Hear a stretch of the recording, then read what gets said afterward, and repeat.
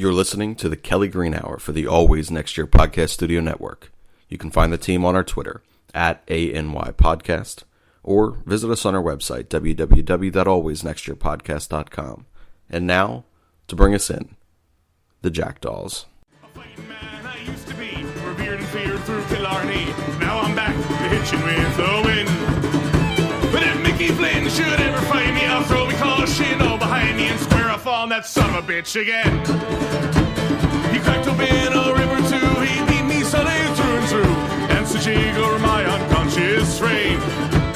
I won me healthy sheriff fights, well lucky son still have me life since Mickey Flynn beat me dumb and lame.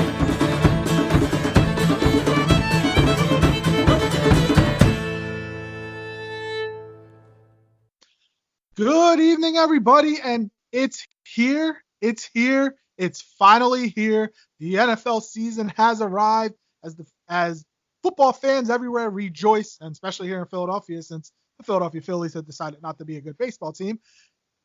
And we are excited to get you underway. I'm your host of the Kelly Green Hour, LJ Harrell, and joining me today, as always, is Connor Donald. Connor, how excited are you for the NFL season to return?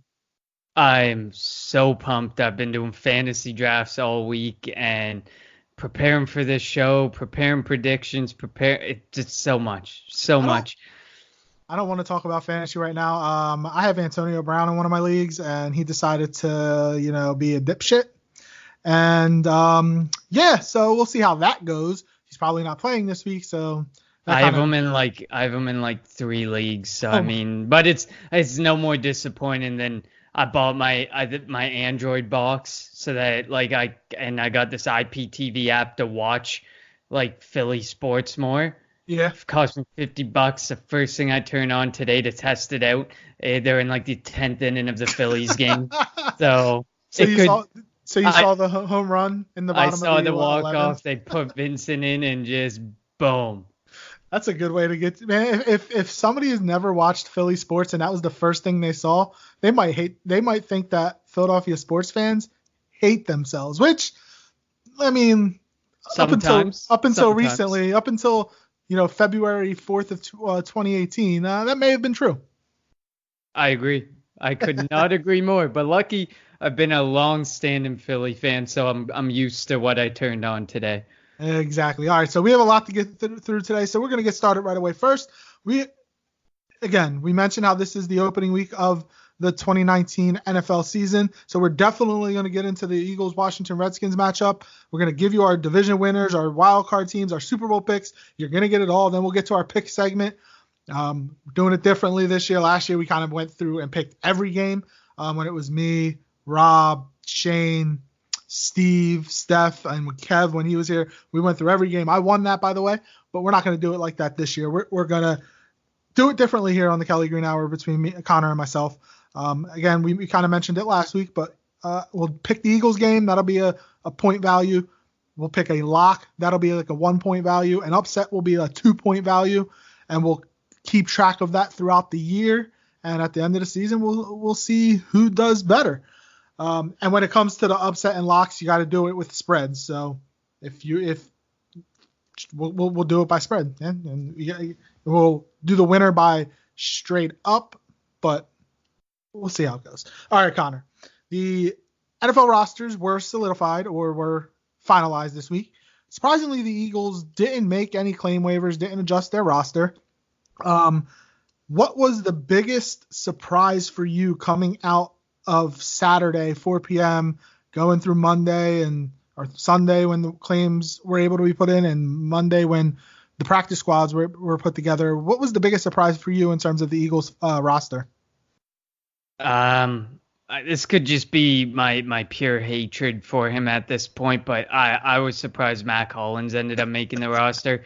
I get it. I think it's purely a special teams thing, and to see how many more freakish injuries he can get before we finally let him go. And it was the fact that they spent a 4th round draft pick on him. Yeah, that too. But I mean, I'm just trying to be let's not worry about the pick that we spent on him. Let's get what is gonna win us I agree. games. But I mean, and then than TJ Edwards. I'm just really pumped that he ended up making the roster because I've been praising the guy since he got signed a couple days after the draft. So I'm super pumped and proud for him. So those were, I guess that's not really a surprise, but anytime a UDFA makes a roster like we had with Corey Clement and stuff, you got to be proud. So I agree. I wrote down the Mac Hollins being picked or being kept over Greg Ward. I thought Greg Ward had an outstanding camp. He can do more. I mean, he catches the ball. He has playmaking ability. Mac Hollins is good on special teams. What else? Honestly, how much more can Ward give the Eagles? I'm surprised he shocked, wasn't signed. Exactly. I'm shocked he wasn't picked up. I'm shocked. Alex Singleton. I thought he had a chance to make the team. And then when he got released, he had a chance to go back to the CFL because he had he's a superstar up in Canada, a standout star, I should say. And he had a chance to go back up there, but he wants to try to make it in the NFL, and give him credit. I'm glad the Eagles were able to bring him back. Depending on what happens at the linebacker position, maybe he gets a call up. The other one was the Eagles only keeping 2 tight ends. Obviously, Zach Ertz and Dallas Goedert are really good, and the Eagles have the best tight end duo in the league. But for a team that's going to want to play with a lot of 2 tight end sets, I'm kind of surprised that they only kept 2, because, when you get down to red zone and goal line, probably would want to have a third, but there's talk of Andre Dillard being that third guy. Maybe Mailata could be that third guy, but I am kind of shocked that they only kept the 2 and keep Josh Perkins on the roster, even though he's on the practice squad, or even like a Luke Wilson, who was with the Raiders, got cut. He's a guy that he's won a Super Bowl with the Seattle Seahawks as a guy that can make plays, and probably would have, fared well as the third tight end here in Philly. And I'm shocked that they only kept 2. I agree. I had to hold keeping 2 tight ends as well. I mean, it probably helps that half our red zone targets are like 6'3", 6'4", 6'5". That probably helped their decision making and just keeping the 2, but it keeps you mighty thin at a position where keeping 3 or keeping 4 is probably a more traditional route to take. But we are in the realm of Doug Peterson, so traditional is not true anymore. That's very true. I'm also disappointed that they kept Nate Gary. Everybody knows how I feel about him. We knew that, though. We knew they had to. I know, but Brandon Marshall got let go by the Raiders. He's out there. There's a bunch of other guys that I think are better than him. Alex Singleton, I think, is better than him. I don't care what anybody says. I know Singleton's a quote-unquote rookie in the NFL, but I think he's better than Nate Gary at this point in time. Speaking of linebackers, what was your reaction to that story about Nigel Bradham? Did you hear it? No. Can't say I did. Okay, so when the Eagles were leaving last Wednesday to go up to Jersey because they were playing the Jets in the final preseason game, he missed the bus, and the team was trying to call him. He wasn't answering. And then when they finally got a hold of him, he was home. He said he was sick, so they offered a car to come get him to take him to Jersey to be with the team, and he said no. And he's like, I'm not playing anyway. He was sick. He didn't want to go up to Jersey sick. He just didn't want to take that car ride. And he talked today, and he was talking about there was just miscommunication between him and the team. The team thought he went AWOL. They thought he just left, and that is, well, I think that WIP was blowing it out of proportion. The Midday Show was blowing it out of proportion today, saying that he should be suspended, this, that, and a third. You know what? Look, yes, what he did, what he did, was it wrong? Sure, but he wasn't going to play in the final preseason game. B, he was sick. If he was really sick, I wouldn't want him near the team. Just let him stay home, get healthy. But yeah, I mean, that's something. If I were you, I would look, kind of try to look into that story, because it is crazy that the guy that's the best linebacker that you have is quote unquote going AWOL at a time when the season's about to start. It's kind of not a good look for a team that's been pretty quiet throughout the entire offseason. Absolutely. I mean, we could have the Antonio Brown situation, but I'm more content with having this situation instead. But I mean, yeah, that is kind of, you got to wonder and you got to worry, because I mean, you don't want those situations creeping up now. and you don't want those situations coming to mess with the team and the mentality of the team come the season. We don't want to start being recognized as that team. I mean, we've been lucky. We haven't had many holdouts. We haven't had any ego situations in quite a while. So we prefer to keep it that way. Very true. Malcolm Jenkins could have held out to get more money. He didn't. He wanted to be with the team. He wanted to show what type of leader he was. And that's, what makes somebody like Malcolm Jenkins a leader. And that's why he's a captain on this team. He's putting the team's success or the team's, whatever the team wants to accomplish over what he wants to accomplish. Because what he obviously wants more money, but he's going to go out there and prove it on the field. He's going to let his game do his talking. And if his game does the type of talking that he thinks it can do and that a lot of fans think it can do, maybe he will get a bump up in salary. Absolutely. I mean, it's so crazy to think about the direction the league's going as far as the term leadership goes.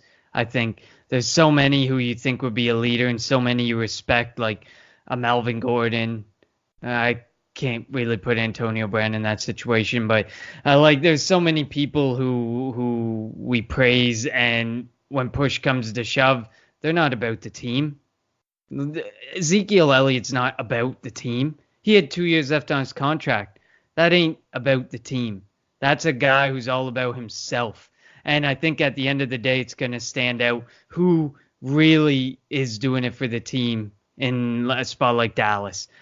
Probably a guy like Dak Prescott is doing it for the team, not these other people that they're signing. Definitely not Zeke. So, I mean, I got a lot of respect for guys in Philly who are putting their egos aside and doing it all for the team, because at the end of the day, you can walk out $500 million richer, or you can walk out with 4 or 5 Super Bowls. You can walk out like Tom Brady and Bill Belichick saying, I was the greatest, or you can say, I was the greatest because I made the most money.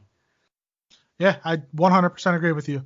And that's what the difference between championship teams and teams that can maybe win a division, but they're not going to go further than a wild card game or a divisional game, and that's teams like you mentioned it, the Cowboys. Zeke held out, was in Cabo, but is he a great player? Sure. But are they ever going to win anything there? I don't know. Are they a talented team? Sure. But their coaching is not very good. And they just have a bunch of I players, unlike a team like the Eagles and the Patriots that have a bunch of me players, or we players, I should say. Mm-hmm. All right. Go ahead. Sorry. No, you go. It's all good. All right. So let's talk division winners. We talked the Eagles roster. We know they are very talented. Oh, before I go, they're the third oldest roster in the NFL. Does that worry you at all? Not really. I mean, if somebody didn't mention it like you just mentioning it to me, I wouldn't recognize it. I wouldn't notice it. The worst of it last year, the injuries hit the secondary, which was probably our youngest position.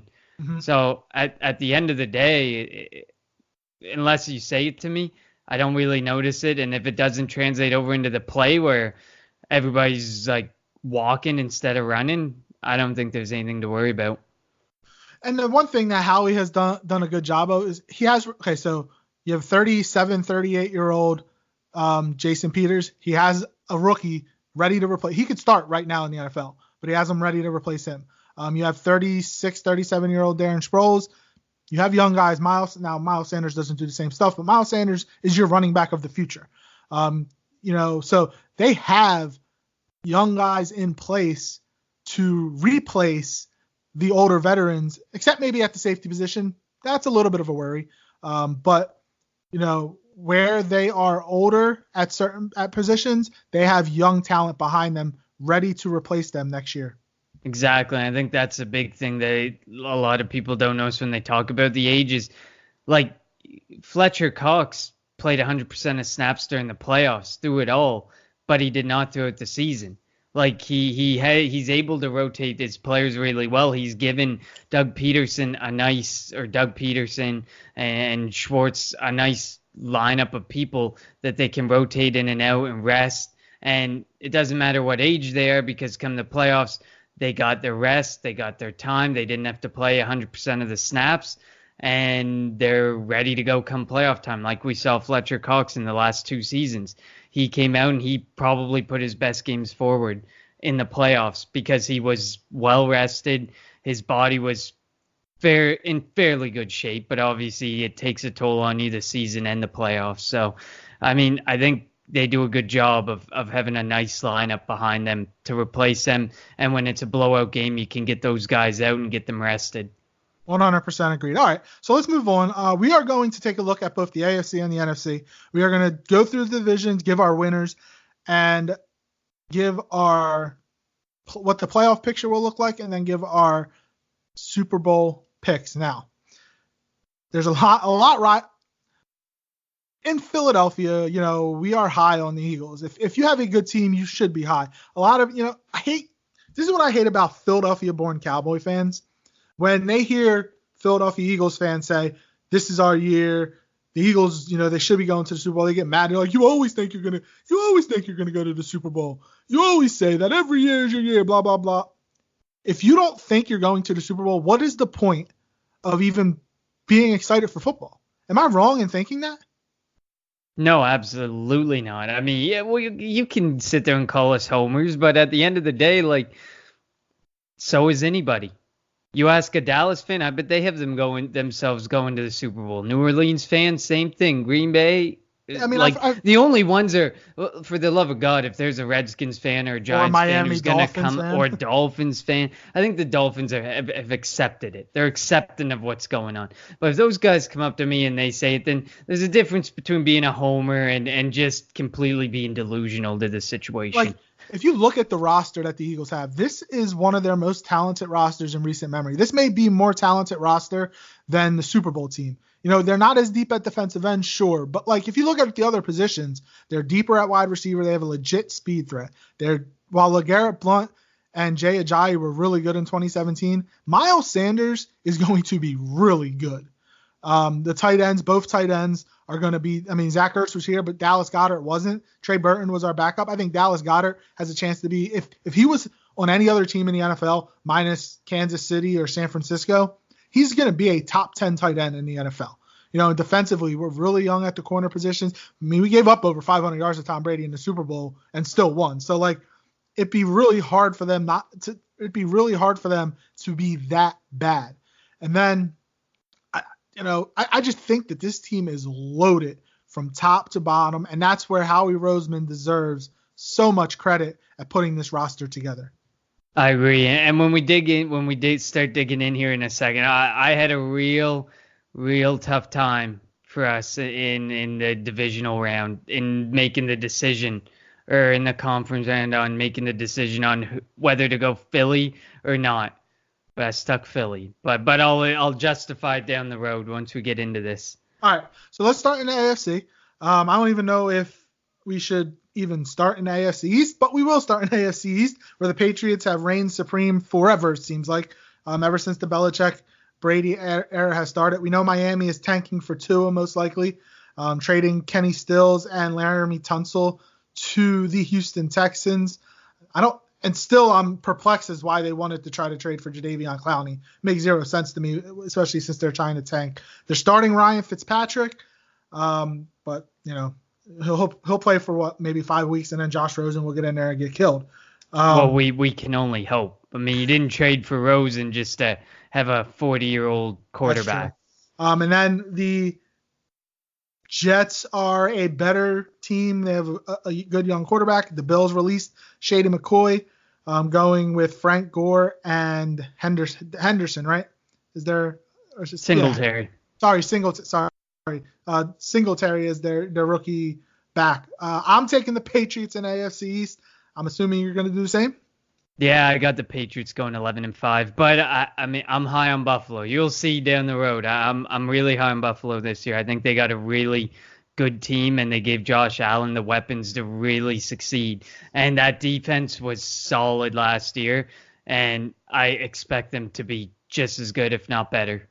I disagree with you when it comes to the Bills, but that's a different story for a different day. In the AFC North, the Pittsburgh Steelers got rid of Le'Veon Bell, got rid of Antonio Antonio Brown. He makes you laugh. You does. just can't help it. I think the happiest team in the NFL today are the Steelers because they got rid of that nonsense. The Baltimore Ravens are revamping their offense, and apparently it's going to be an offense that has never been seen before in the NFL, led by Lamar Jackson. So I'm really interested to see how they do. They have a really tough defense. They're always a tough team. The Cleveland Browns have been really the talk of the offseason. Baker Mayfield, OBJ, Jarvis Landry, Kareem Hunt suspended for 8 weeks, but we know what he can do defensively. They're young, they're fast. And then the Cincinnati Bengals with a new coach. AJ Green's going to be out for a couple of weeks. Andy Dalton has to do something to prove that he's worth being the franchise quarterback there. Who you got in the AFC North? So this was a really tough one. So I had Baltimore and Pittsburgh at 9-7, but I ended up against my better judgment going Cleveland 10-6, and I actually have Cincinnati as the worst team in the NFL next year. Even worse than Miami? Despite Miami and the Giants, I do. I actually have them worse. Wow. All right, I'm going with the Steelers.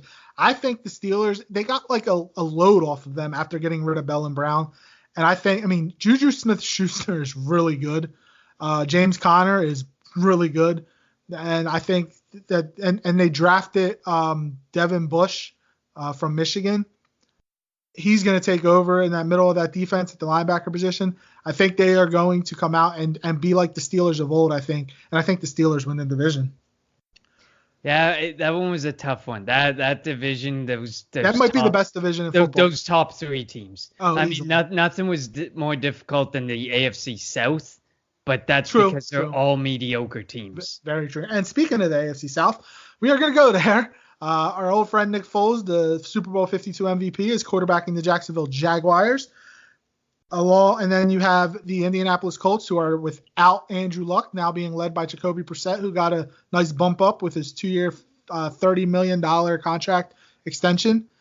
The Texans are trying to find a way to protect Deshaun Watson, and with Laramie Tunsil, he's a really good young tackle, so hopefully they're taking steps in the right direction for that. And in Tennessee, this is a make it or break it year for Marcus Mariota. He was pushed all camp by Ryan Tannehill, so this is a big year for him in order to prove that he is a starting quarterback. I actually went with the Texans in spite of Bill O'Brien because I don't think he's a very good coach. I think Deshaun Watson's going to lead this team to the division. And you said it, it's a division full of mediocre teams, and 9-7 will probably win the division, and I think it'll be the Texans. I actually have 9-7 as a division winner, and I actually took Jacksonville, and in large part to the defense. I think that defense will be what drives Jacksonville, and not Nick Foles. So sorry for the Foles truthers out there, but it's not him who's going to drive Jacksonville to win in this division. I can tell you that. Oh, well, and one thing though that's going to be different with Jacksonville this year is they actually have a competent quarterback. Like having Blake Bortles, you have zero confidence in him. Now, they don't have great weapons outside of Leonard Fournette and D.D. Westbrook, who's not great. He's all right. And Chris Conley, he was able to be good in that wide open offense in Kansas City. It's not going to be the same in Jacksonville.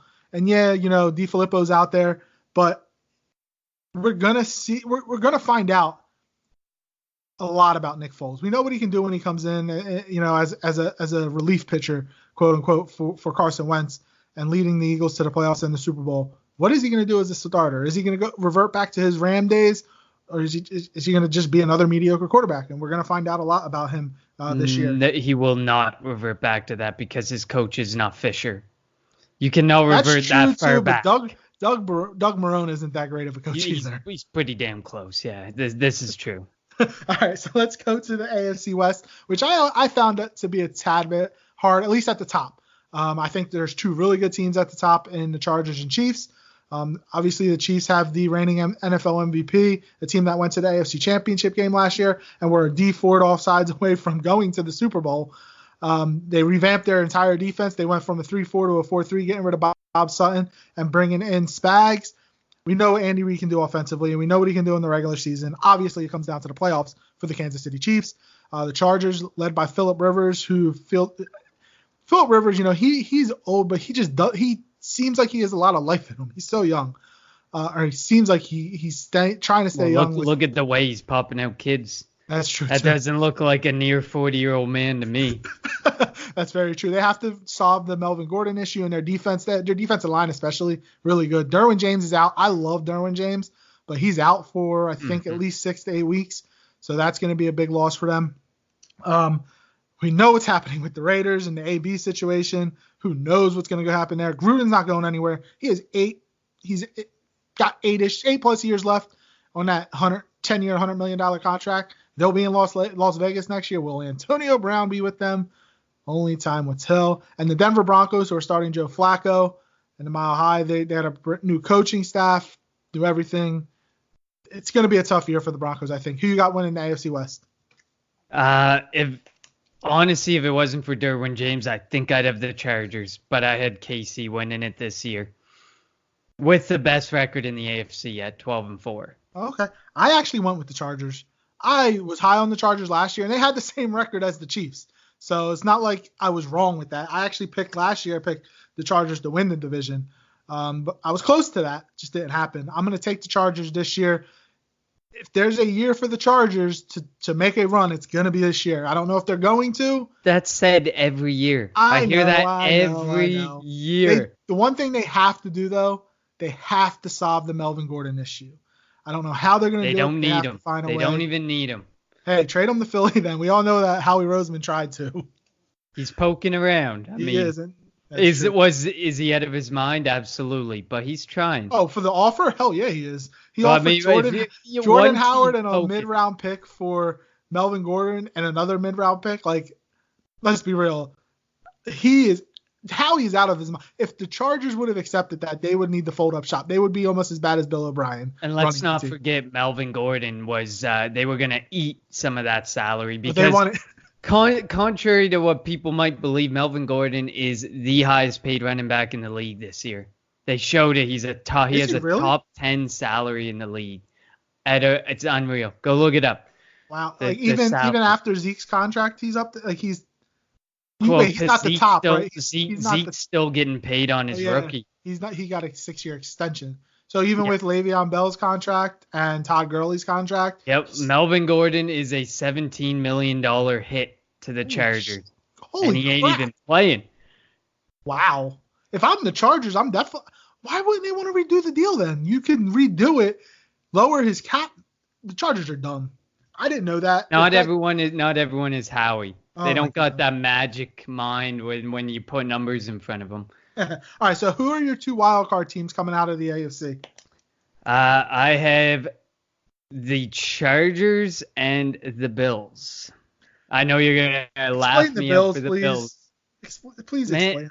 I'm just high on them this year. I mean, last year they were growing on me. I was sitting there and I was like, man, this team, it's looking like they're taking steps in the right direction. This year they drafted that defensive end. They drafted Ed Oliver. They surrounded Allen with actual weapons that aren't. Who are their receivers though? They got Zay Jones, Cole Beasley, John Brown. So he can actually. Josh Allen has someone who can actually take the top off.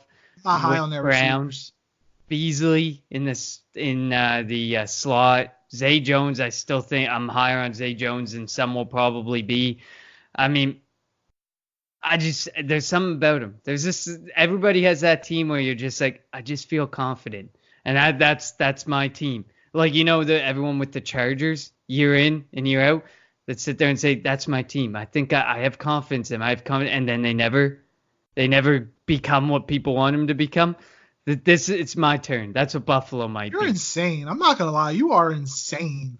The Bills, though? You wait and see. Nah, they're going to finish in third place in that division. If the Bills make it, will you jump through a table?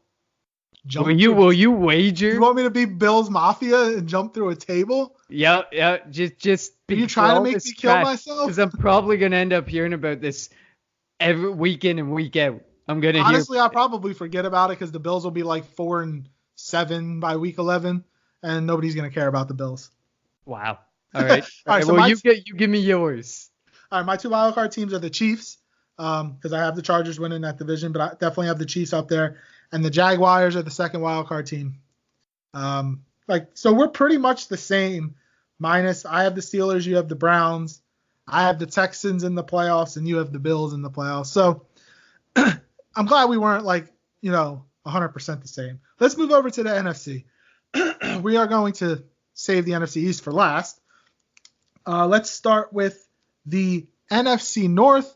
We know that the Bears and the Packers open up the 2019 season, the 100th season of the 100th NFL season. And it's the 100. I'm pretty sure. I think it's the 199th time that these two teams have faced. So it's going to be the Bears were really good under Matt Nagy last year. They have a really good defense led by Khalil Mack.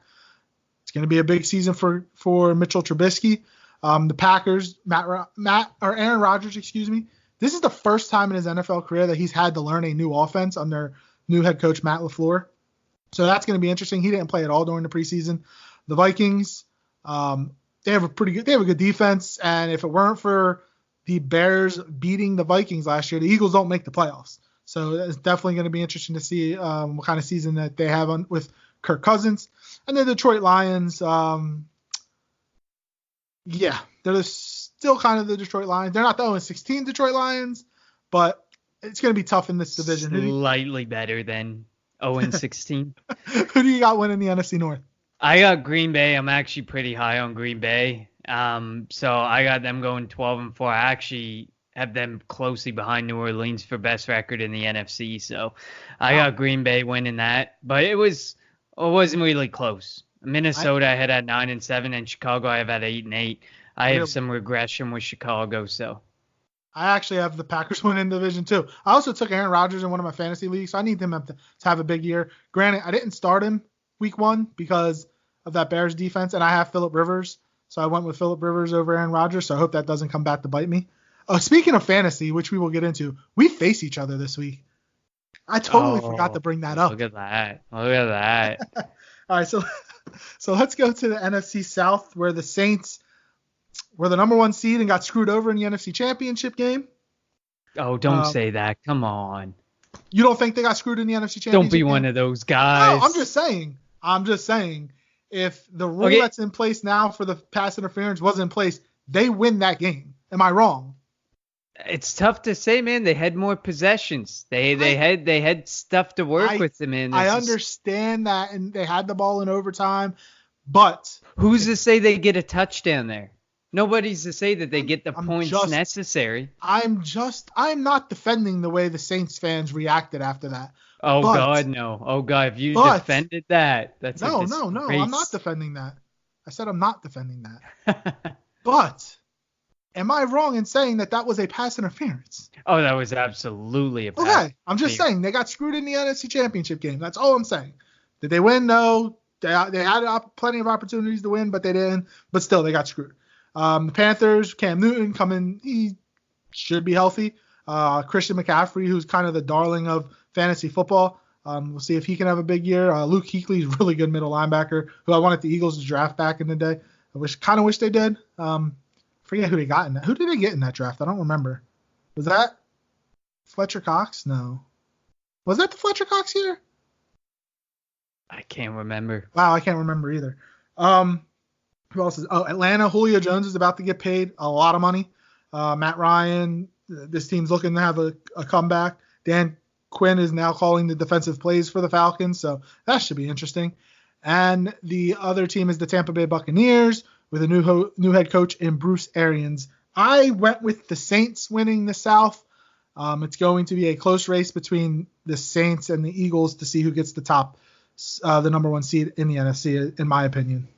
Yeah, I had New Orleans, and I have them whole-handedly taking the NFC over Philadelphia. But I had Atlanta kind of close, 10-6. It's hard to rule Atlanta out ever, especially with hopefully their all-healthy defense back, because that defense can be really good if they're all healthy. We'll find out week 2. Will we ever? I have them losing that game to us, so. Really? My only thing with the Saints getting the number 1 seed is it's so hard to win in that dome. And if we have the Eagles go, if anybody has the Eagles going to the Super Bowl and they have to go to the dome in the playoffs, yikes, that's going to be tough. I mean, we went there twice last year. Remember what the first one looked like. It was like 48-7. It was ugly.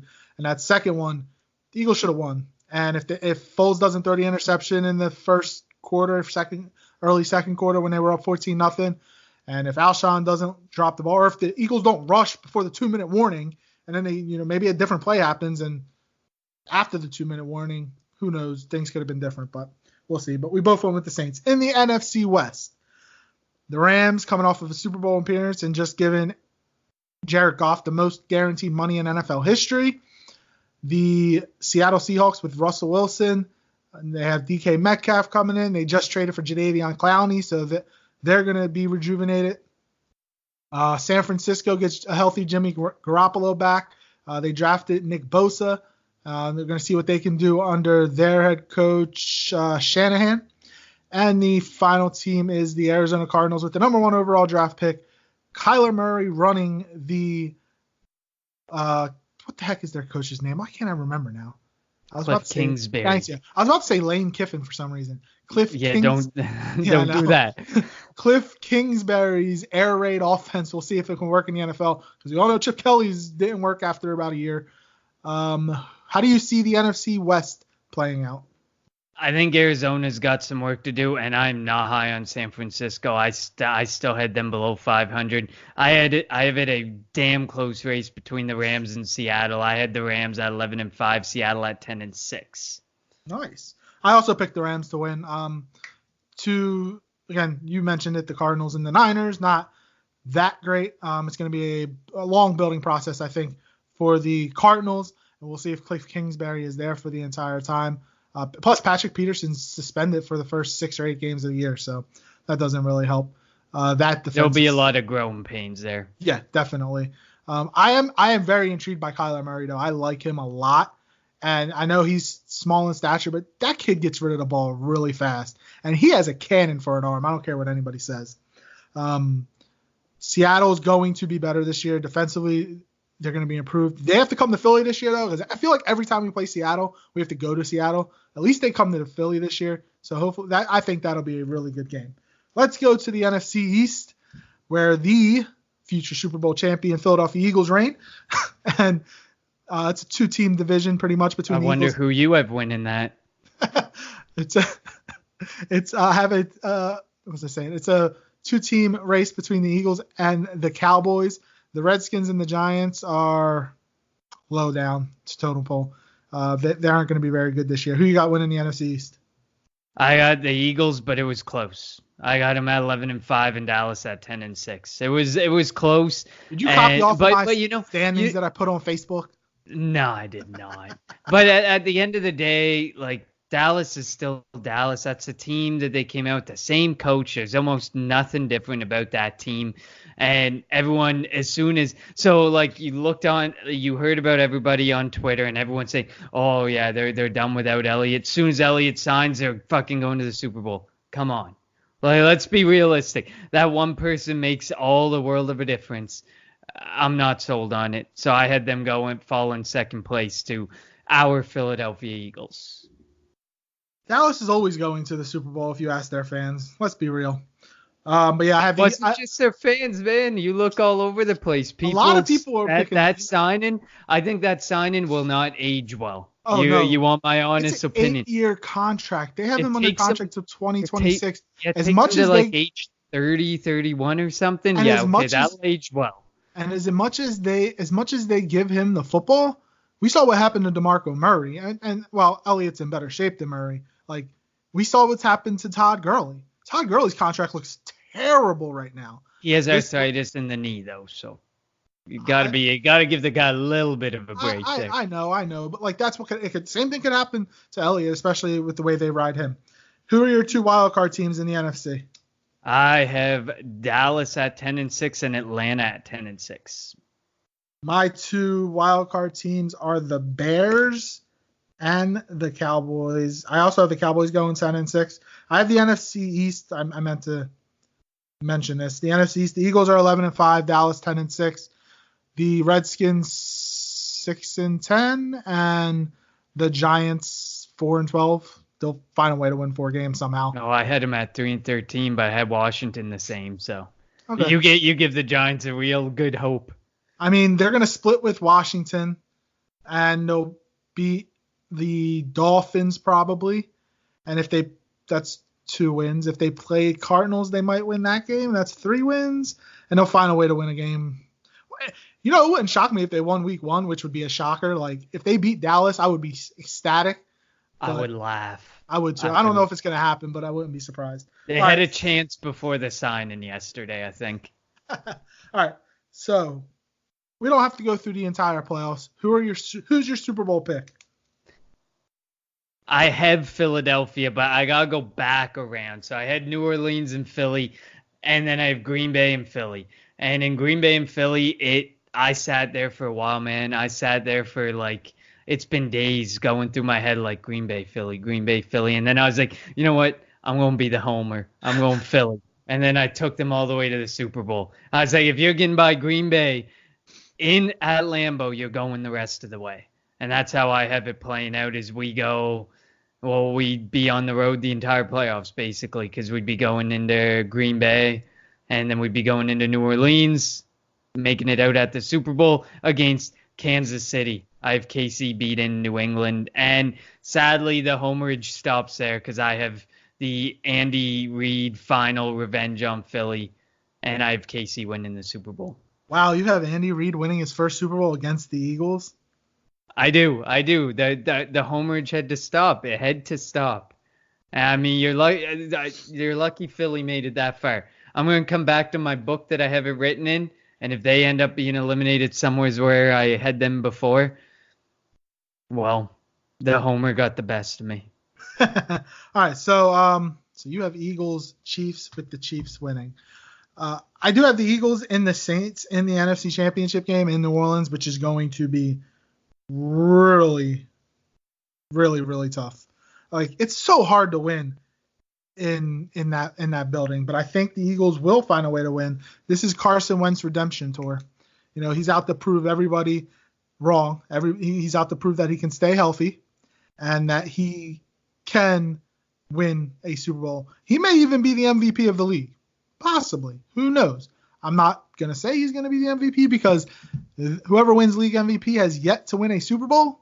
So while I would love for him to buck that trend, I just want him to win a Super Bowl. So I have the Eagles going to the Super Bowl against the New England Patriots, who I have beating the San Diego Chargers in the AFC Championship game.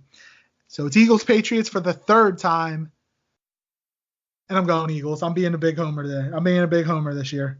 Eagles win Super Bowl 54. That'll give us 2, and I don't know if the world can handle Philadelphia having multiple Super Bowls. I just don't know if they can.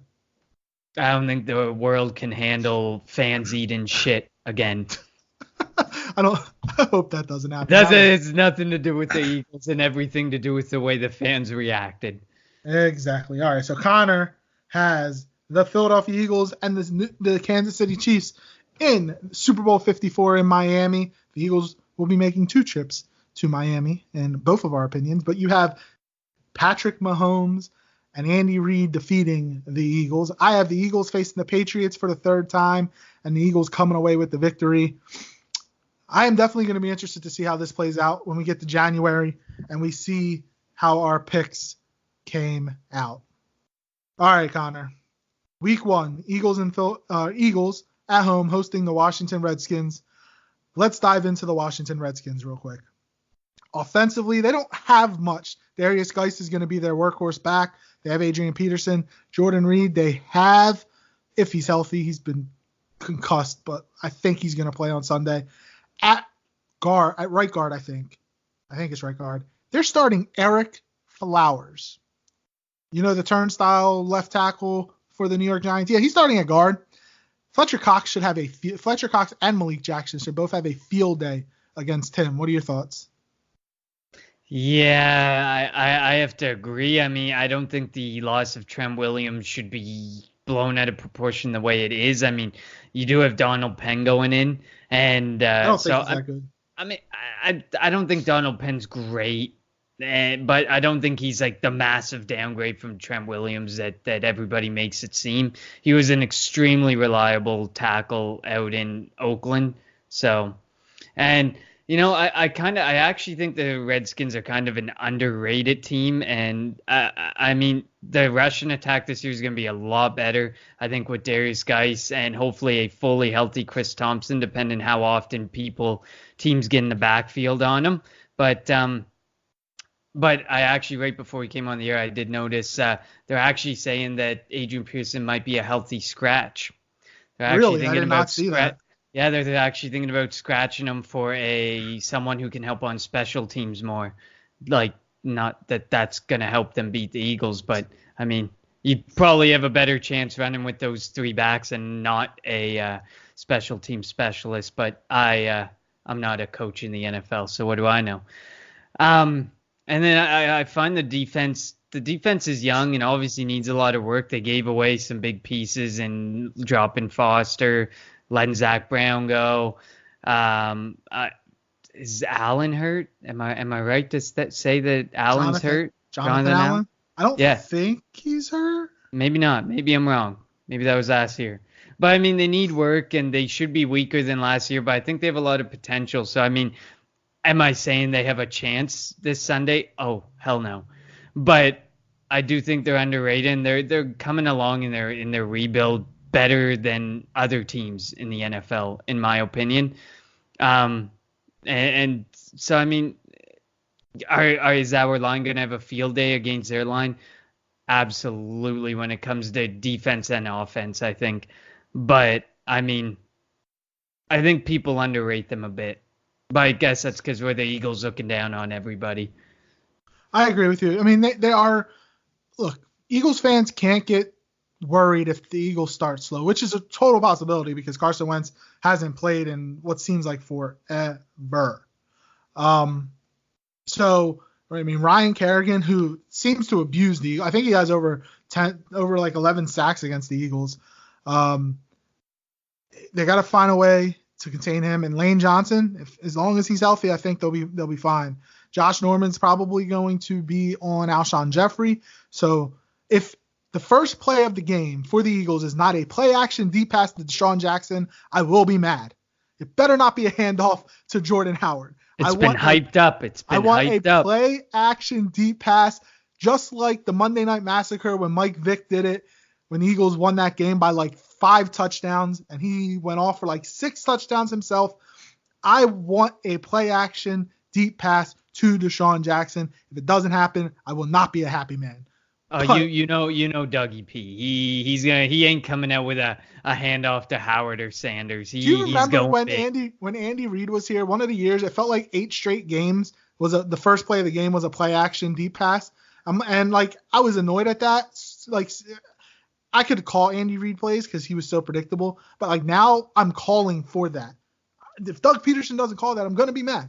I want to see if Deshaun is able to get behind. I think Quentin Dunbar is probably their other corner that'll be covering him. You know, if he's able to get behind him, Landon Collins ain't covering him. Landon Collins is a linebacker. He's not that. They way overpaid for Landon Collins, but you know, if he can get behind. And Deshaun tends to destroy his former teams. He killed the Eagles all the time, so I wouldn't be surprised if he has a big game. It's a revenge game. This is it. It is time to do it. Yeah, so it's going to be key for the Eagles' offensive line. We mentioned Ryan Kerrigan. You mentioned Jonathan Allen, Daron Payne. They have a really good defensive front. Again, Eagles fans can't freak out if after the first quarter it's like 3-0 Eagles or 0-0. Eagles might start slow, but I think as the game goes on, they may start pulling away. I'm not giving my pick yet. We'll do that in the pick segment in a couple minutes. But anything else about the Washington Redskins that, you know, again, we mentioned how offensively they're not very good. Case Keenum should not beat you. It's going to be a heavy dose of Darius Geis. It's going to be a lot of the running game, play action passes if Jordan Reed's in the game. Vernon Davis, who seems to be like an ageless wonder. He doesn't ever seem to. He reminds me of Frank Gore. Right? It's like every year you're like, that guy's still here. Like, really? He's coming back again. Yep, and the Redskins are going to want to protect Keenum or protect that offensive line. They're not good offensive line. Without their best offensive lineman in Trent Williams, you're starting an Eric Flowers at guard. Like if you force Case Keenum, if the Redskins game plan is calling for Case Keenum to take 5 and 7 step drops, Jay Gruden should be fired on the spot. That should not be their game plan. No, I find Case Keenum he's a terrible quarterback under pressure. I mean, I've seen him in the NFC Championship game. Yeah, I've seen him in games where when it matters, when it didn't matter, as soon as the pressure gets to him, it's like he forgets that there's a whole field in front of him or something.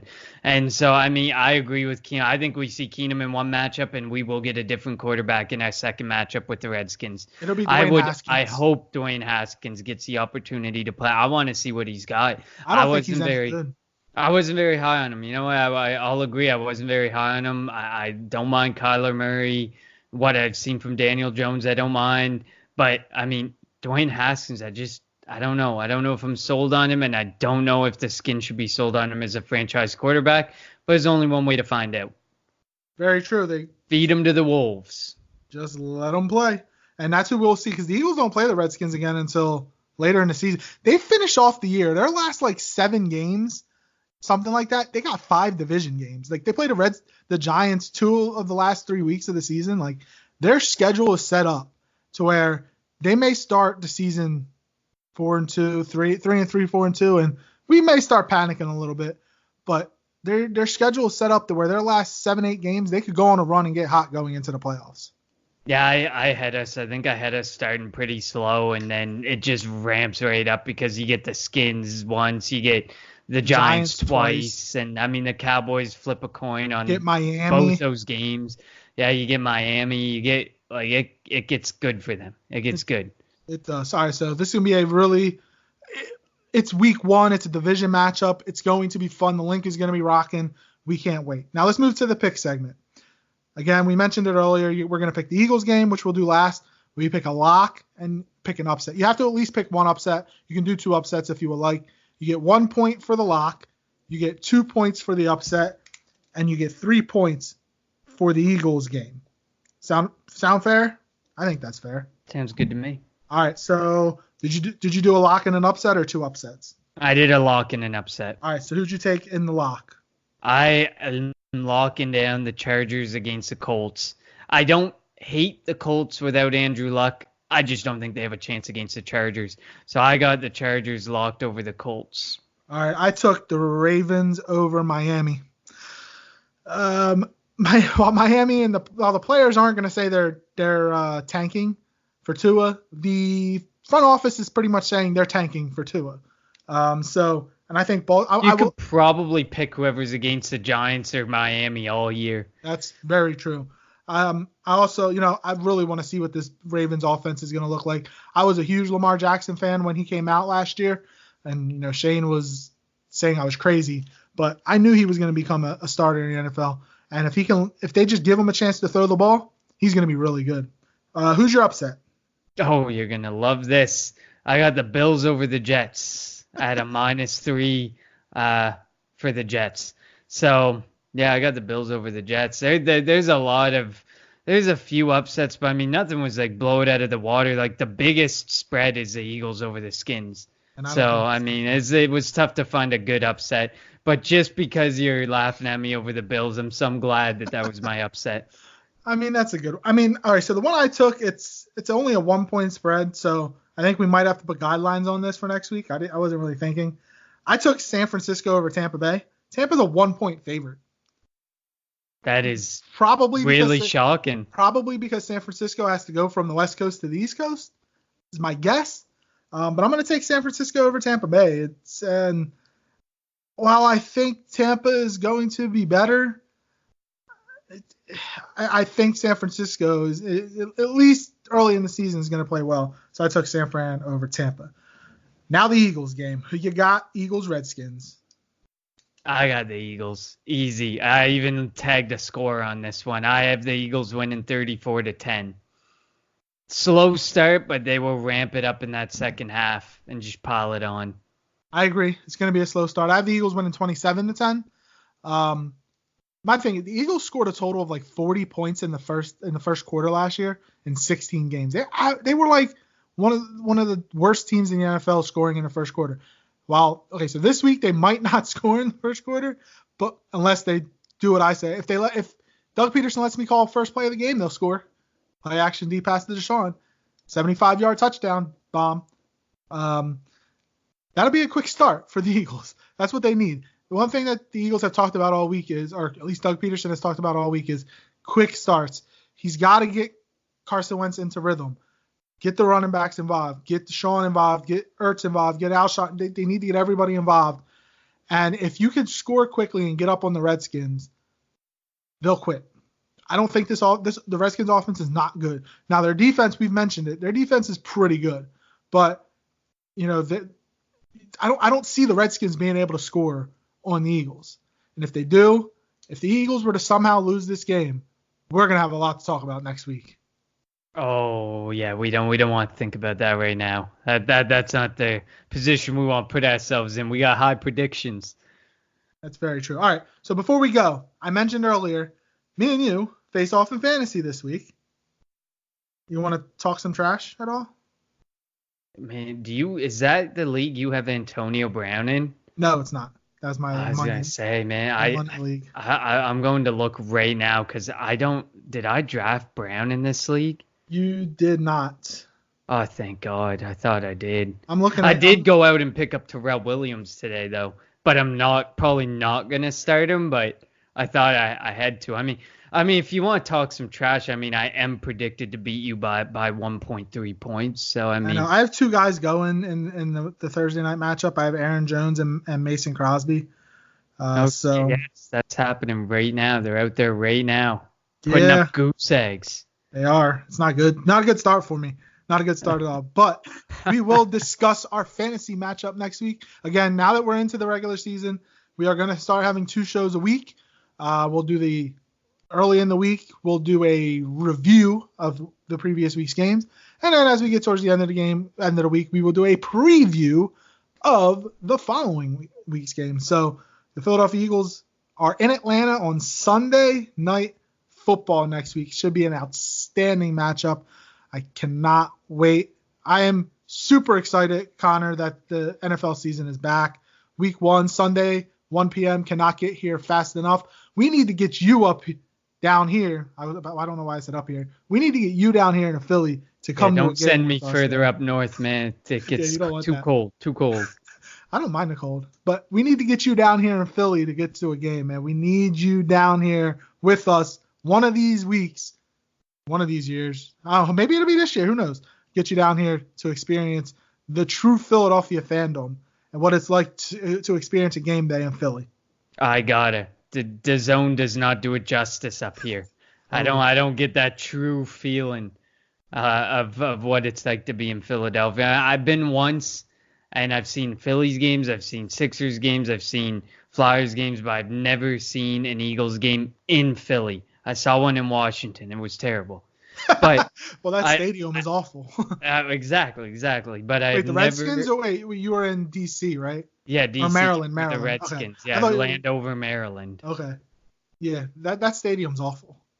And the fans were not that great either, to be completely honest. That doesn't surprise me. Nobody likes them. No, exactly. All right, so before we head out, this segment was brought to you by Just Food Catering Services. Treat yourself. Take it home. Give them a call at 215-794-FOOD. That's 215-794-3663. Ask for our friend Rob. He'll hook you up with some delicious breakfast sandwiches. Shane, always getting them every morning, talks highly of them. I need to make my way over there. For Connor, I'm LJ. We'll be back next week. Go Birds. We'll send it out to the Jackdaws to lead us out here. This has been the Kelly Green Hour for the Always Next Year podcast. A fighting man I used to be, revered and feared through Killarney. Now I'm back to hitching with the wind. But if Mickey Flynn should ever find me, I'll throw me caution all behind me and square off on that son of a bitch again. He cracked open a river too, he beat me Sunday through and through, and such eager my unconscious frame.